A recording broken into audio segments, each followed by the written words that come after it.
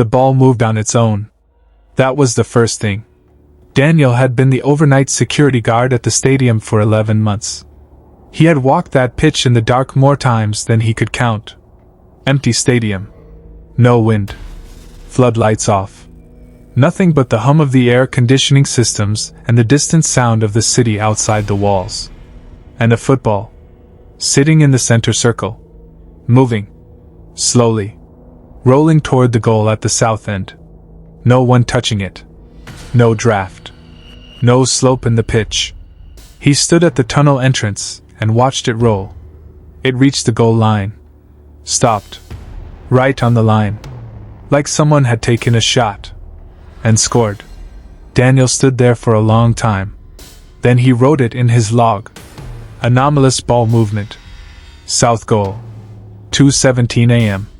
No explanation found. And he kept walking his rounds. Welcome to Haunted Stories. What I'm about to tell you comes from 3 sources. A security guard I will call Daniel. A construction worker I will call Sanjay. And a paranormal research team that spent 4 nights inside a World Cup stadium after the tournament ended and the crowds went home. No real names.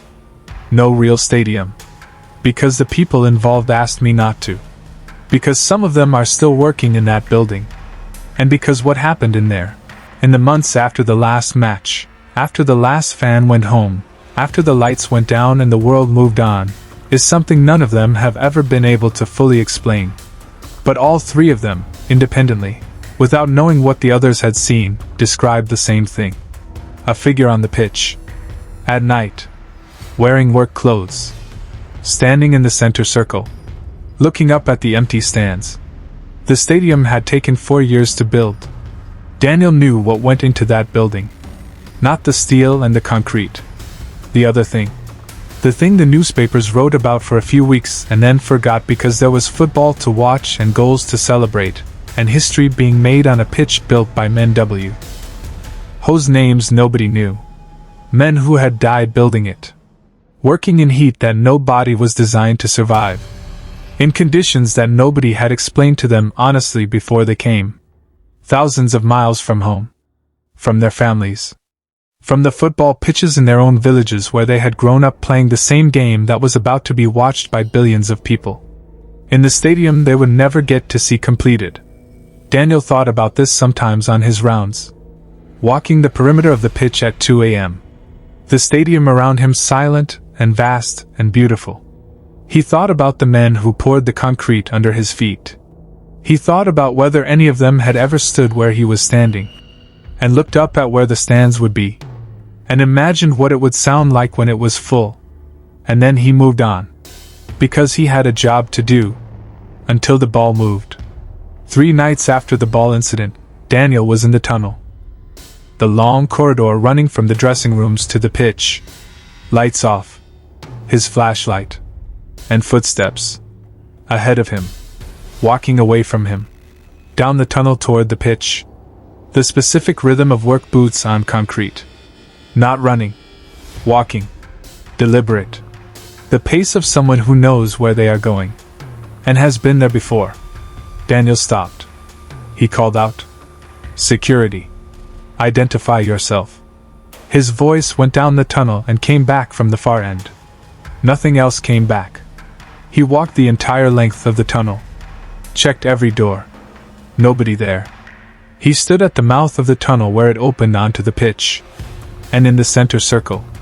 The ball was there again. Same ball. He had locked it in the equipment room at the end of his last shift. He had the only key. Sanjay had worked on the stadium during construction. He was one of the ones who survived. He said, I was there for 2 years. I knew the men who died. Some of them were my friends. He had come back to the stadium after the tournament. After the world had moved on. Because he wanted to see what they had built. What it looked like finished. He got in on a visitor tour. He stood in the center circle. He looked up at the empty seats. And he felt something he didn't have a word for in English.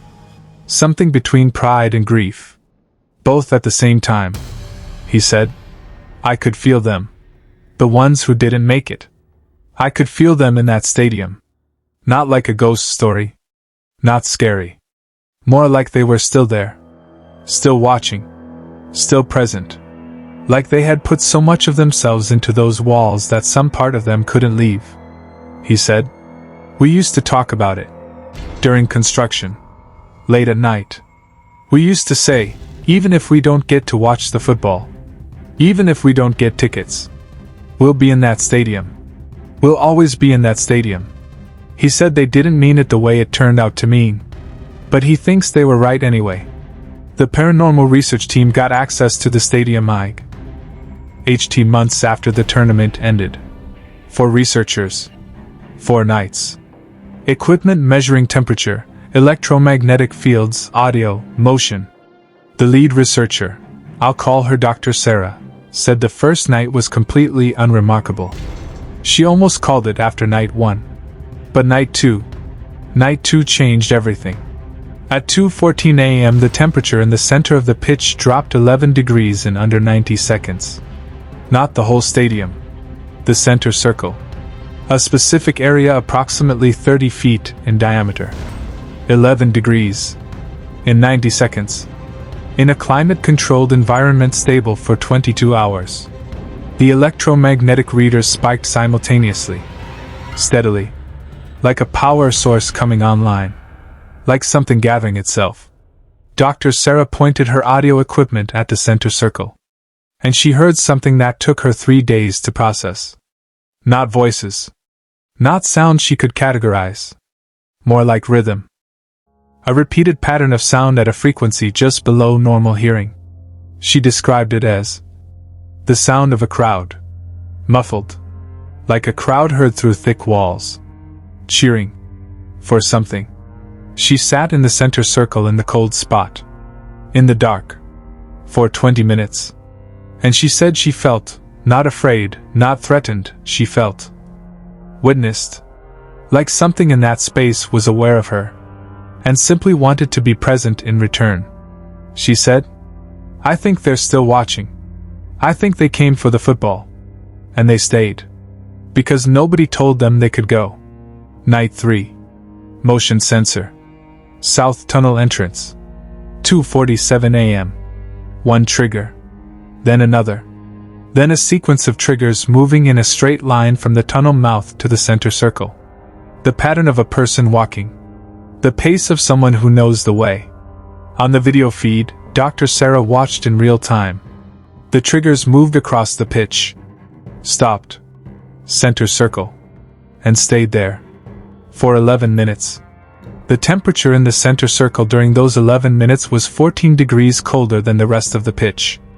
The audio equipment captured the rhythm again. The muffled crowd sound. At a frequency below hearing. Then the motion sensors cleared. The temperature normalized.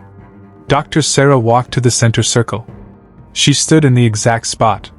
She looked up at the empty stands. And she thought about the men who built those seats.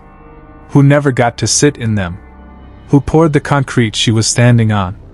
And never stood where she was standing. She said, I'm sorry. Out loud. In the empty stadium. At 2:47 a.m. She said, I'm sorry you didn't get to see it. The temperature in the center circle dropped 3 more degrees. Then very slowly. Came back up. Daniel's last shift was on a Tuesday night in March. 8 months after the tournament. His contract finishing. His final round. His last walk of the pitch. He was almost done. When he saw it. At the far end of the pitch. By the south goal. A figure. Standing in the goal mouth. Facing the pitch. A man. Work clothes. The specific worn and dusty quality of construction clothes. Standing with his hands at his sides.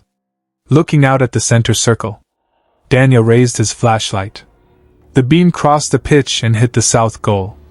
The figure was still there. In the light of his beam. Which should not have been possible. Because in 11 months of overnight shifts, whenever Daniel shone his light at something that shouldn't be there, it wasn't there anymore. This time it was. The figure stood in the light. And did not disappear.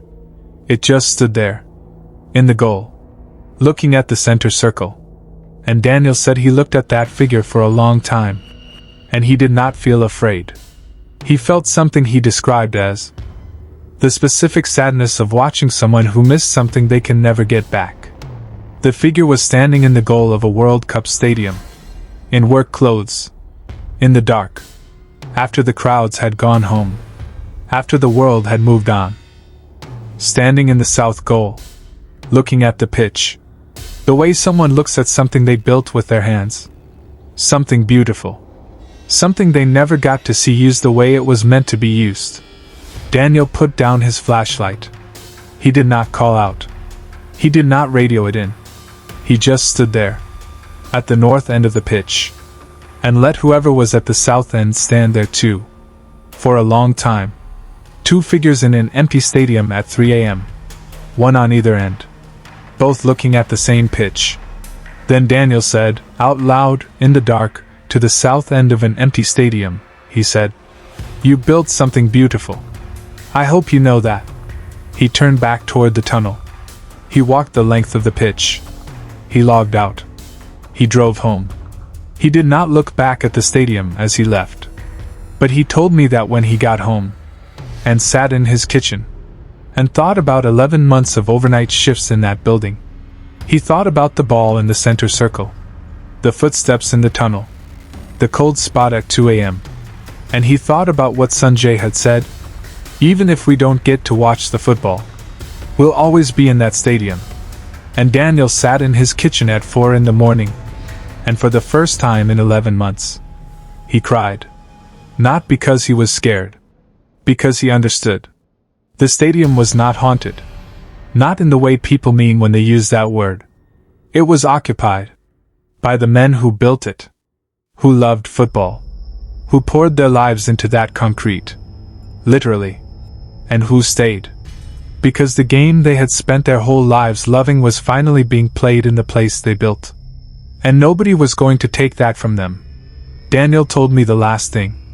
He said, on my very last night, when I logged out for the final time, I looked at the security camera feed one more time.